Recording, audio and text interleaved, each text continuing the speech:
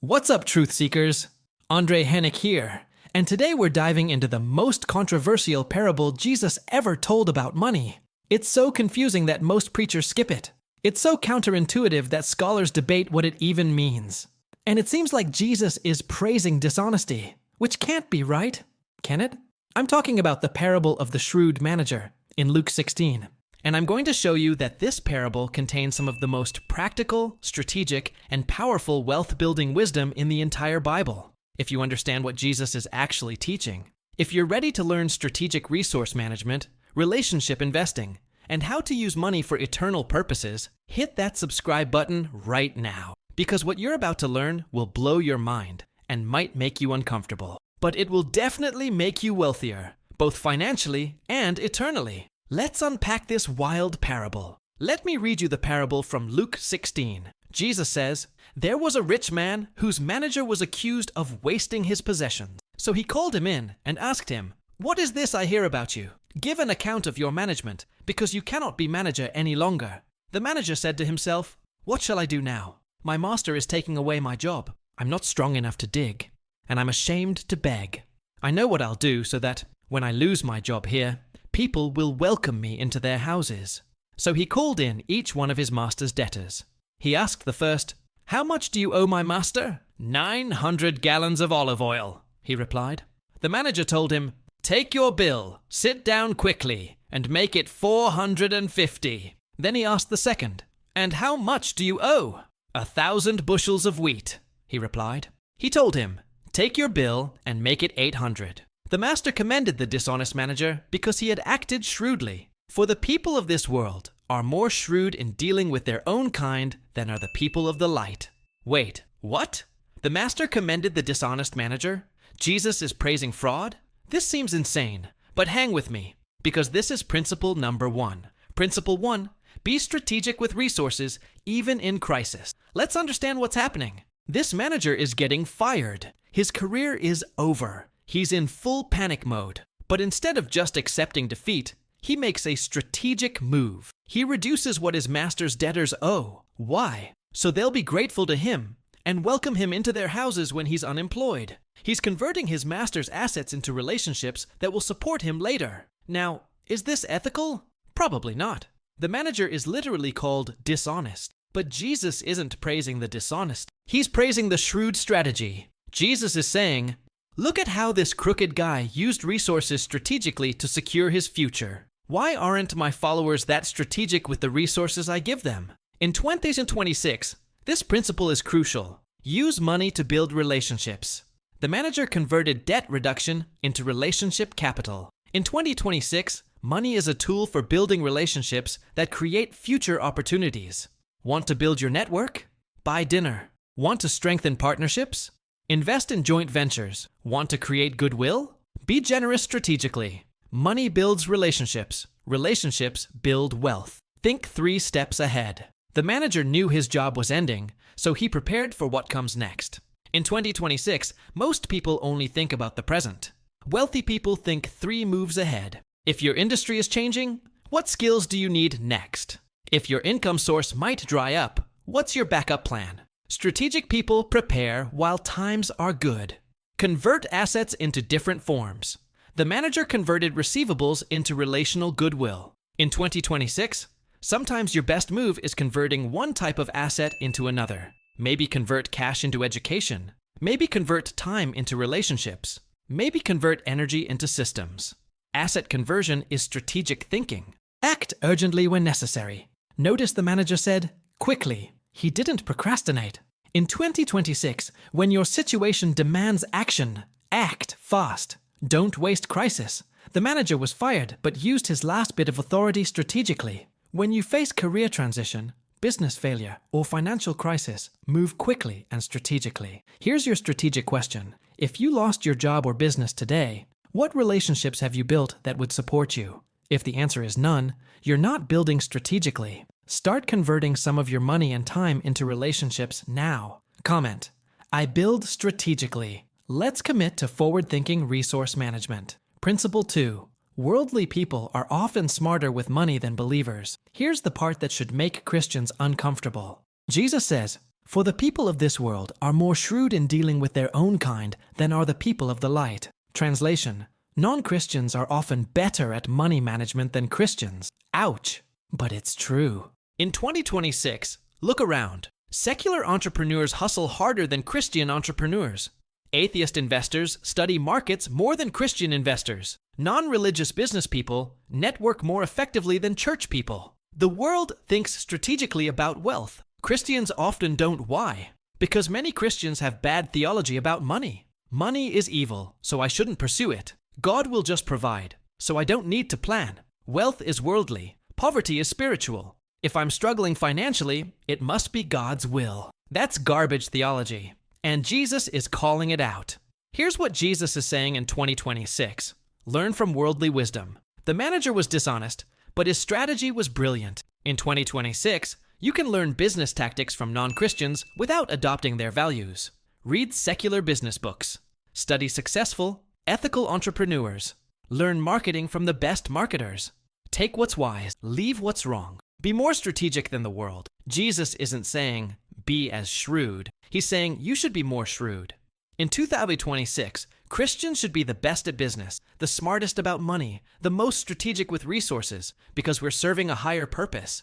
Your kingdom work should be funded by kingdom excellence. Don't use faith as an excuse for laziness. The manager wasn't sitting around praying for provision. He was working the solution. In 2026, faith without works is dead. Pray about your finances, then create a budget. Pray about your business, then build a business plan. Pray about your career, then develop your skills. Faith activates action. It doesn't replace it.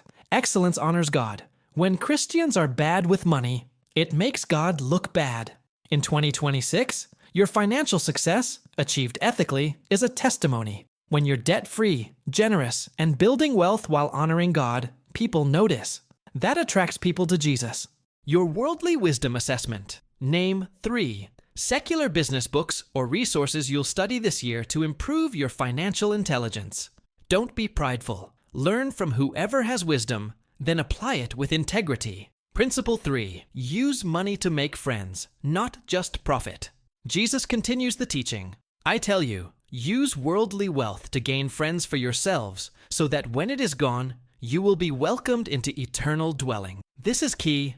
Jesus is saying, use money to build relationships that have eternal value. The shrewd manager used his master's money to make friends who'd help him temporarily. Jesus says, use your money to make friends who'll welcome you eternally. In 2026, this completely reframes how you think about spending. Invest in people, not just things. Money spent on relationships compounds eternally. In 2026, dinner with a potential mentor?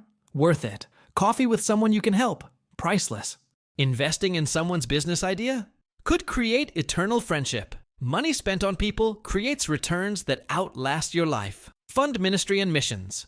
When you support missionaries, churches, or nonprofits, you're investing in souls. In 2026, the people reached through ministries you fund will be in heaven saying, I'm here partly because of your generosity. That's eternal ROI. No stock market can compete with that. Help people in need. Jesus is clear throughout Scripture. Generosity to the poor is lending to God. In 2026, when you help people in genuine need, you're not wasting money. You're investing eternally. The single mom you help might raise kids who change the world. The struggling entrepreneur you fund might build a company that employs thousands. Build kingdom relationships. The friends Jesus talks about are people who share eternal destiny. In 2026, prioritize relationships with other believers who are building for eternity. These friendships matter forever. Networking events are fine, but kingdom relationships are better. Your eternal investing plan. Calculate 10% of your income. Commit to investing it in people and ministry this year. Support missionaries. Fund a Bible distribution nonprofit. Help a friend in need. Invest in a faith-based business. Sponsor a child through Christian ministry money. Spent here creates eternal ROI. Principle 4. Faithfulness in small things determines trust with big things. Jesus continues, whoever can be trusted with very little can also be trusted with much, and whoever is dishonest with very little will also be dishonest with much. This destroys the, when I have more money, then I'll be generous mindset. No. Jesus says if you're unfaithful with $100, you'll be unfaithful with $100,000. If you can't manage $50,000 salary, you won't manage $500,000 business revenue. If you don't tithe on your entry-level income, you won't tithe when you're wealthy. Small faithfulness, big trust. Small unfaithfulness, no advancement. In 2026, this principle is critical. Manage what you have excellently. Don't wait to be faithful with money when you have more. In 2026, be faithful now. Budget $2,000 a month as carefully as you'd budget $20,000 a month. Track $100 expenses as diligently as you'd track $10,000 expenses. Excellence with small amounts prepares you for large amounts. Give from little. If you don't give when you're broke, you won't give when you're wealthy. In 2026, tithe from your first paycheck. Give offerings when it hurts. Support ministry when you can't afford it. Generosity is a muscle. Build it with small amounts so it's strong when you have large amounts. Honor small opportunities. Don't despise entry-level positions, small clients, or modest opportunities. In 2026, the way you treat small clients determines if you'll get big clients. The way you handle small projects determines if you'll be trusted with big ones. Excellence in obscurity creates visibility. Build character in private. Faithfulness isn't just about money, it's about character. In 2026, who you are when nobody's watching determines who you become when everyone is watching. Honest in small things, you'll be trusted with big things. Dishonest in small things, you'll sabotage yourself. Your faithfulness checkpoint. In the past month, have you been honest on expense reports, accurate on timesheets, faithful in tithing, responsible with small commitments? If not, fix it today. Small unfaithfulness disqualifies you from big opportunities. Principle 5. You can't serve both God and money. Jesus drops the bomb conclusion. No one can serve two masters. Either you will hate the one and love the other, or you will be devoted to the one and despise the other. You cannot serve both God and money. This is the point of the whole parable. The shrewd manager served himself and money. Jesus is saying, be shrewd about money, but serve God with it, not the other way around. In 2026, here's the test. Who's in charge, you or your money? Money as tool versus money as master. When money is your tool, you use it for God's purposes. When money is your master, it uses you. In 2026, ask yourself, do I make financial decisions based on faith or fear? Do I pursue opportunities that honor God or just make money? Do I give generously or hoard anxiously? Your answers reveal who's master. Identity in Christ versus identity in wealth. The manager's identity was his job. When he lost it, he panicked. In 2026, if your identity is in your net worth, job title, or bank account, you're serving money. Your identity should be in Christ. Your worth comes from Him, not your wealth. Contentment versus greed. Paul says godliness with contentment is great gain. In 2026, are you content with enough while pursuing more? Or are you greedy, never satisfied, always chasing the next zero in your account? Contentment means money serves you. Greed means you serve money. Generous versus stingy. People serving God are generous. People serving money are stingy. In 2026, generosity is the proof you serve God, not money. If you can't give it away, it owns you. Your master test. Complete this sentence honestly. When I make financial decisions, I primarily consider exteko cruxu. If you answered what makes the most money, money is your master. If you answered what honors God and serves people, God is your master. If you need to change masters, confess it and commit to change today. Principle 6. Reduce others' burdens strategically. Let's go back to what the manager actually did. He reduced debts. He made it easier for people to pay what they owed. Now, he did it dishonestly, using someone else's assets. But the principle is powerful. Reducing burdens creates goodwill. In 2026, you can apply this ethically. Debt forgiveness. If someone owes you money and genuinely can't pay, consider forgiving it. In 2026, the relationship might be worth more than the debt. Obviously, don't enable irresponsibility, but strategic debt forgiveness creates powerful goodwill. Flexible payment terms. The manager essentially gave payment plans. In 2026, if you sell products or services, flexible payment terms can close deals that rigid terms kill. Monthly payments, installment plans, or deferred payment options make your offerings accessible to more people. Reduce friction for clients. The manager made it easier for debtors to fulfill obligations. In 2026, remove every possible barrier between your customer and their goal. Simplify your sales process. Make onboarding smooth. Reduce bureaucracy. Every bit of friction costs you money. Help people win. When you help others succeed, reduce their burdens, solve their problems, make their life easier, they become advocates. In 2026, your business should genuinely help people. Don't just extract money from them. Create value. Solve problems. Reduce pain. Help them win. They'll become loyal customers and vocal advocates. Your burden reduction strategy. Identify 3 ways you can make life easier for customers, clients, or colleagues. 1. What friction can you remove from your process? 2. What burden can you reduce or eliminate? 3. What problem can you solve more effectively? Implement one this week. Watch how it improves relationships and results. Principle 7. Prepare for transition before it happens. The manager was about to lose his job, so he prepared for the transition. He didn't wait until he was unemployed and desperate. He used his remaining authority to set up his future. In 2026, transitions are inevitable. Job transitions. You will change jobs multiple times in your career. In 2026, don't be caught off guard. Always be networking. Always be developing skills. Always be building relationships.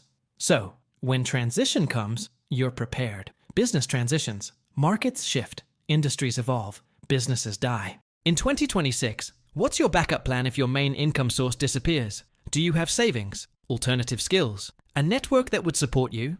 Prepare for transition before crisis forces it. Life stage transitions. You'll retire eventually, hopefully. Your kids will leave home. Your health will change. In 2026, are you financially prepared for these transitions? Do you have retirement savings? Have you taught your kids financial literacy? Have you planned for decreased earning capacity as you age? Economic transitions. Recessions happen. Markets crash. Inflation spikes. In 2026, diversify your income and investments so you can weather transitions. The manager converted accounts receivable into relationships. What can you convert now to prepare for future transitions? Your transition preparation plan. Next 90 days. Build 3-month emergency fund. Next year, develop 1 new income-generating skill. Next 5 years, create passive income stream that could replace 50% of your salary. Next 20 years, build retirement savings that sustain your lifestyle. Start today. Don't wait for crisis. Let's recap the Shrewd Manager's strategic principles for 2026. 1. Be strategic with resources, even in crisis. Think 3 steps ahead. 2. Learn from worldly wisdom. Christians should be more shrewd, not less. 3. Use money to make friends. Invest in people and eternal relationships. 4. Faithfulness in small things. How you manage $100 determines if you get $100,000. 5. You can't serve both. Is money your tool or your master? 6. Reduce others' burdens. Make it easier for people to work with you. 7. Prepare for transition. Don't wait for crisis to get ready. This parable is controversial because it's uncomfortable. Jesus is saying, be as shrewd as worldly people, but with godly purposes. Use money strategically, but serve God, not money. Build relationships with resources for eternal, not just temporal benefit. Prepare for transitions with wisdom, not just faith-sounding platitudes. The dishonest manager used his master's resources selfishly. Jesus says, use your resources strategically for kingdom purposes. Here's what I need from you. 1. Subscribe for weekly biblical money and strategy content. 2. Comment. Are you serving God or money? Be honest. 3. Share this with someone who needs to hear this controversial parable. 4. Download the Strategic Resource Management Worksheet. Link in description. 5. Join our Biblical Wealth Builders community. Next week, we're covering Jehoshaphat's prayer before battle. How spiritual preparation leads to financial victory. You won't want to miss it. Remember, the shrewd manager prepared for his future strategically. Are you? Stop serving money. Start using money strategically for kingdom purposes. This is Andre Hennick, and I'll see you in the next video. Now go be shrewd for God's glory.